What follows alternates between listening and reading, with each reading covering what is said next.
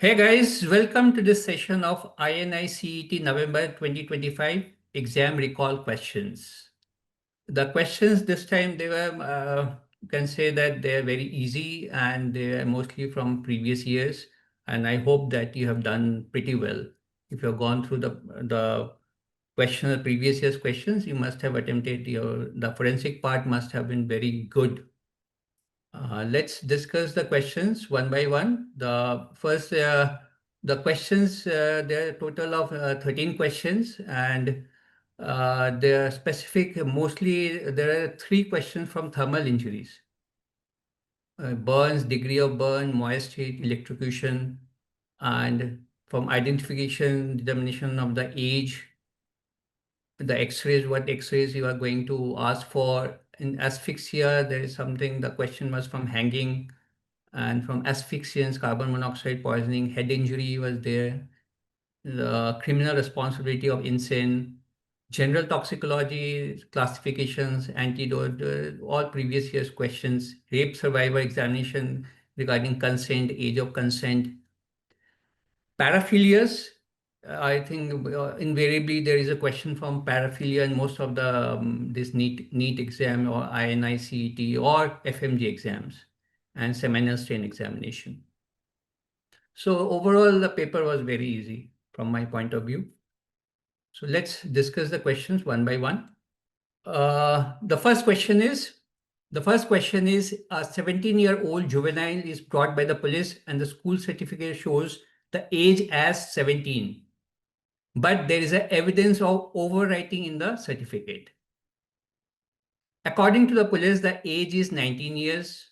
Which X-rays the doctor will recommend to prove age is more than 18 years of age? As you know that below 18, a person is considered juvenile. So, and if there is any criminal offense, then the person is tried under the Juvenile Justice Act. So above 18 years, the person is tried as an adult. So what X-rays the doctor is going to recommend to prove the age that the person is beyond 18 years of age, 18 and above. So the option given here, they are pelvis and sternum, B, pelvis, skull, C, wrist, the wrist joint, medial end of the clavicle and pelvis, D, elbow and shoulder. So obviously it is again a repeat question. Earlier this same question has been asked, and it is usually the wrist which gives the information whether the person is 18 or above.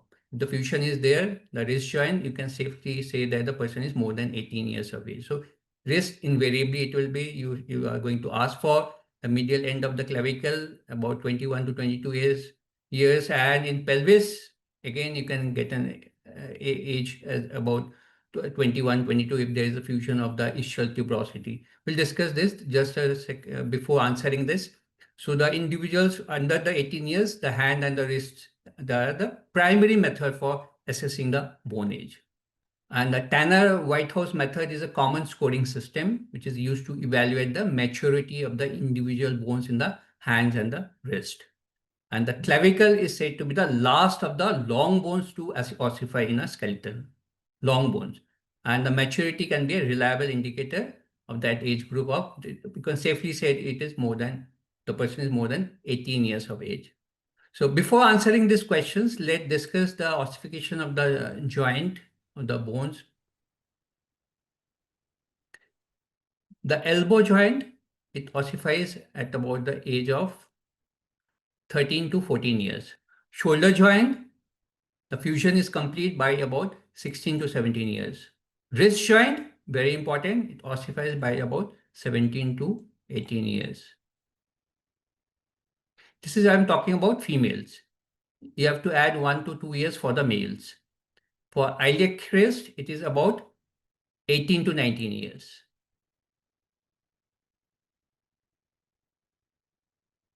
For ischial tuberosity, it is 21 to 22 years. I have told you, 21 to 22. And the inner end of the clavicle, same as about 21 to 22 years. So the answer to this question will be C, the wrist joint. The answer will be C here. Right? The next question is identify and grade the burn injuries. Observe the image. The option given here are A, superficial burns, B, deep burns, C, full thickness burns, and D, partial thickness burns.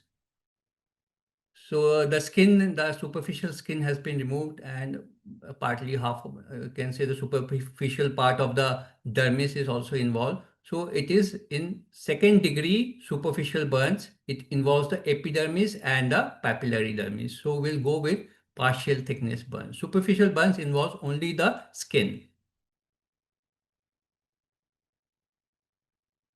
Deep burn, it can be third degree or fourth degree. If third degree, the subcutaneous tissue, till subcutaneous tissue layer is there. And below that, it will be the fourth degree. There are deep burns, involves the muscles and the bones. So answer to this is, from the image, we can say it is a partial thickness burns. The correct option will be D here, right? The next question is, again from thermal injuries, crocodile-like skin lesion is seen in which of the following? The option given here are A, arsenic poisoning, B, high voltage shock, C, moist burns, and D, chemical burns. We can rule out chemical burns, moist burns. This type of images are not seen. This type of presentation is not there. Crocodile skin lesion is exclusively seen in high voltage electric shock, high tension grid transmission cables. The sparking is there over many centimeters, which causes confluent areas of third degree burns or red or brown punched out spark lesion. As you can see here, these are all the crocodile skin lesions, crocodile-like skin lesions. This is the skin of the crocodile. Similar to it is the lesion which is seen over the skin in high voltage electric shock. So the correct option will be B, right? This type of lesion can also be seen in some of the skin disease, particularly the ichthyosis vulgaris. The next question is again from thermal injuries. A patient comes to the OPD with sudden burn injury over his right thigh with erythema, blisters, and line of demarcation. Which of the following is true of this case? The option given here are A, moist burn, B, chemical burn, C, dry burn, D, electric burn. It is again a repeat question. It has been asked when it is there, shortening is there, you will always think of moist burn. So erythema is there, blisters are there, and there is line of demarcation. So this is a kind of picture which is there in a case of, this is a kind of picture which you will see in case of moist burn. There will be a trickle mark will be there, which is not mentioned in the questions, in the stem. So trickle marks will be there, blisters are there. Usually the blackening is not there. Blackening or charring is not there, and there is no singeing of hair in moist burns. So the sharp line of demarcation is there. You can see. So these are the characteristic of moist burn or scalding. So coming back to the question, the correct option will be A, moist burn or scalds. Now the next question is, a case of hanging has come to the forensic department for autopsy. The autopsy doctor notices a ligature mark covering about 1/3 of the neck, protruded tongue, salivary stains, opened right eye, closed left eye, and both the pupils there dilated. What is the probable reason for open right eye? The question is, what is the probable reason for open right eye? Why the right eye is opened? The option given here are A, compression of the internal jugular vein, IJV, compression of the internal carotid artery, and the compression of vagus. They can all cause the death of the person. But the phenomena mentioned here, what is the probable reason for opening of the right eye? This is because of the compression of the cervical sympathetic chain. And because it has been compressed, the eye of the same side will remain open and the pupil is dilated. So if the knot presses on the cervical sympathetic chain, the eye will remain open on the same side and the pupils, they are dilated. It is known as La Fissy sympathetic. La feci. Sympathetic.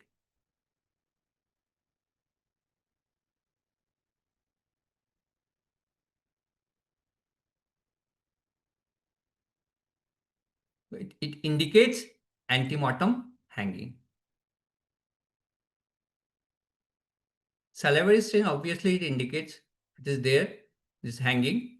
This also indicates it is antemortem hanging. Okay. So the correct answer will be C, compression of the cervical sympathetic chain. The next question is identify the condition shown in the CT. The options given here are A, EDH, that is extradural or epidural hemorrhage, B, SDH, that is subdural hemorrhage, C, SAH is subarachnoid hemorrhage, and D, ICH, that is intracerebral hemorrhage. See here in the image, CT image, there is a convex lens appearance. So convex lens appearance is seen in EDH.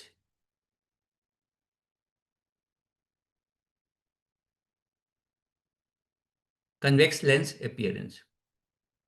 So correct option will be A. Let's discuss the CT finding in other hemorrhage.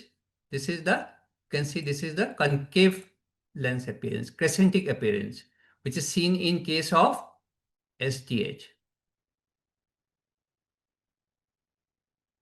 Concave lens or crescentic appearance is seen in SDH.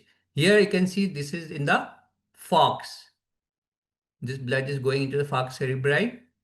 These are the hemorrhages. You can see this arrow is pointing to that. So this hemorrhage is that of SAH, subarachnoid hemorrhage. And this is the additional hemorrhage which is seen, it is EDH. And appreciate that this is EDH. It has got a convex lens appearance. And this is within the substance, so it is ICH. The next question is, a 18-year-old girl was brought to the hospital by her mother with history of sexual assault by her 24-year-old co-worker in the factory. The mother doesn't want to inform the police. What will you do as the doctor in charge? The options given here are A, ask guardian for permission to do medical legal examination.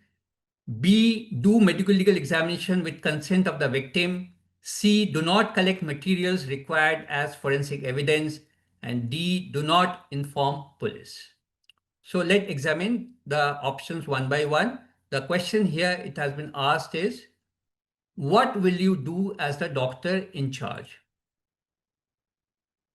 The first option is ask the guardian for permission to do medical legal examination. So here the survivor is 18-year-old. There is no need for any permission from the guardian. It is only required when the survivor is less than 12. 12 and above, it is the survivor who can give the consent.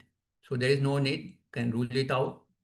Do not collect materials required as forensic evidence. This is required as when consent is given, you have to collect the materials. The option here, do not collect, is wrong. You have to collect the materials as required for forensic evidence.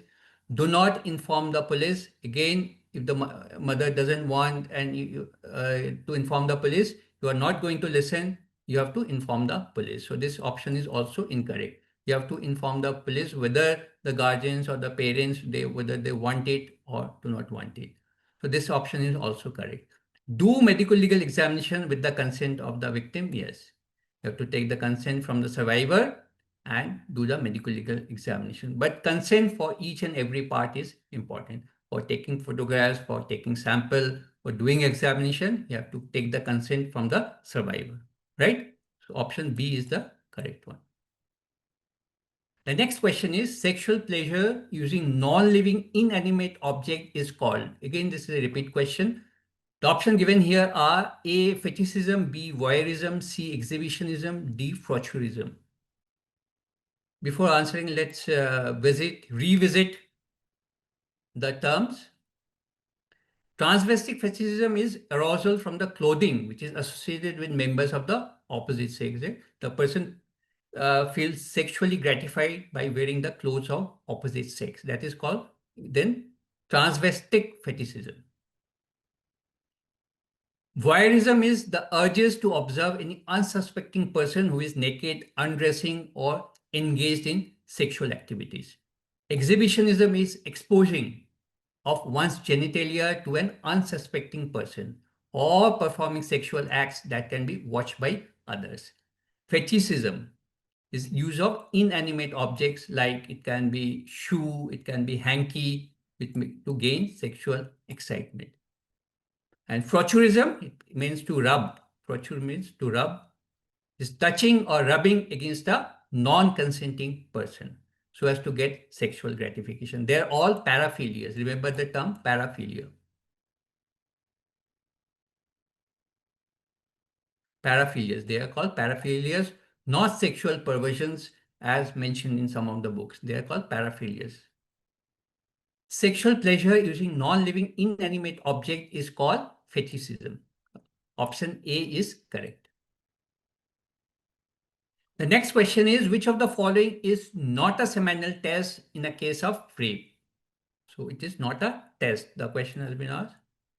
Not a seminal test. The option given here are A, Barberio's test, B, acid phosphatase test, should be acid phosphatase.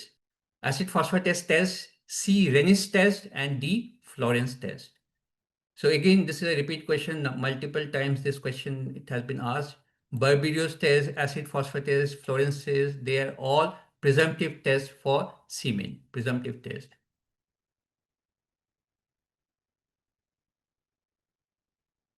Presumptive test for semen. In Barberio's test, you get yellow needle-shaped crystals. In Florence test, you get brown.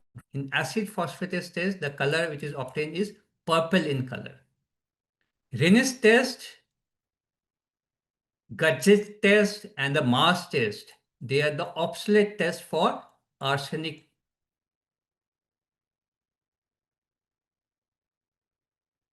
in blood and urine. So these are the obsolete tests for arsenic in blood and urine.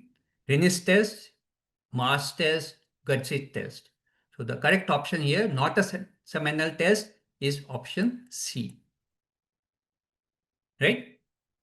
The next question is, a person kills his friend because of his belief that he will poison him, and later he was diagnosed as a case of schizophrenia. He was taken to the court. Based on McNaughton's rule, is the person liable for crime? The options given here are A, partially guilty, B, guilty, C, not guilty, D, guilty if act committed with knowing it is wrong. You have to read the option carefully before answering. Section 22 of the BNS states, that is the criminal responsibility of the insane, nothing is an offense which done by a person who at the time of doing it by reason of unsoundness of mind is incapable of knowing the nature of the act or what he was doing is either wrong or contrary to the law. So if under the influence of insane delusion, a person thinks another man is attempted to kill him, and if he kills that man in self-defense, he will not be held guilty. So let's discuss a little bit about before answering the question. So a person, as I've told you, person is not criminally responsible if at the time of crime, he did not know the nature of the act or what that he was doing is wrong. It excludes responsibility of the insane for the commission of the crime, and this has to be satisfied. These three conditions needs to be satisfied. There should be evidence of mental disease. The mental disease or defect must exist at the time of commission of crime. It should be such a degree that the person is unable to understand that the act is wrong or contrary to the law. So these three things need to be satisfied to help the person not guilty. But in the option, there is something is mentioned. For this, I have discussed this. Here you can see the question is in the option, it has been given that option D is guilty if act committed with knowing. If the person has done this act, if he is able to understand what he is doing is wrong, then he will be held guilty. So option D is the correct one. If he is not knowing that what he is doing is wrong, then he would have been not guilty. Right? The next question is match the following poisoning with this treatment. Again, a repeat question. Arsenic, methanol, benzodiazepine, opioid. So arsenic, chelating agents are used. BAL is given, British anti-leucide. Methanol, fomepizole is the antidote. Benzodiazepine, flumazenil, and opioid is naloxone. So it will be A3, B4, C2, and D1. So arsenic is British anti-leucide.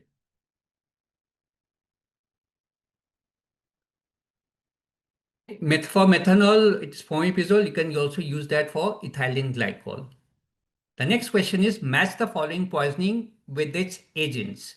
The options given here are A. Delirium, B. Inebriant, C. Hallucinogenic, D. Somniferous. Again, it is a repeat question and it is very easy to answer. Deliriant, it is for a classification of poisons. So deliriant is dhatura. Inebriant is alcohol. Hallucinogenic is LSD. Get this from ergot. Somniferous is opium, sleep inducing. So A will be 4, B will be 1, C hallucinogenic poison is LSD 2, and somniferous D will be opium, right? Let's briefly discuss this classification. They are neurotic poisons, cerebral somniferous, it is the opium. Inebriants, alcohol, deliriums, it may dhatura, cocaine, cannabis. Spinal poisons, they are the strychnine, peripheral, they are the curare. And in this miscellaneous category, we have these drugs of dependence. Hallucinogens are there, like the LSD, psilocybin, the ketamine, mescaline, they come under these hallucinogens. There can be petroleum products, agrochemicals like the OPCs, alphos. So they come under the miscellaneous category. Food poisoning, Clostridium botulinum. The next question is, a girl was brought to the emergency in unconscious state with history of fainting in the bathroom and showing cherry red coloration. She was declared brought dead. The bathroom was poorly ventilated room with newly installed geyser. The blood toxicology report shows high concentration of irrespirable gas. What could be this gas? You have to identify which gas the girl may have inhaled. The options given here are A. Carbon monoxide, B. Carbon dioxide, C. Hydrogen sulfide, D. Methane. Again, a very common question, cherry red coloration, always think of carbon monoxide poisoning. Gas geyser may be there, which has produced carbon monoxide, which has caused this carbon monoxide poisoning. So a cherry red coloration and an exposed to gas geyser always indicates carbon monoxide poisoning. So carbon monoxide binds to the hemoglobin in the blood to form the carboxyhemoglobin, and which gives a bright red or cherry red color to the skin and the mucous membranes. So the option here will be A, carbon monoxide poisoning. Right? Before wrapping up, let's discuss the color of the postmortem changes that are seen in various poisoning. Carbon monoxide, we have this cherry red color that we have discussed, which has been asked in the question. In carbon dioxide, it is deep blue. Asphyxia is there, that's why deep blue. In SC and cyanide poisoning, it is bright red or pinkish in color. In copper or phosphorus poisoning, it is dark brown or yellowish in color. In H2S, that was mentioned earlier, it gives a bluish green color. H2S, hydrogen sulfide gas, gives a greenish tinge to the PM staining. Opiates is bluish black, very dark.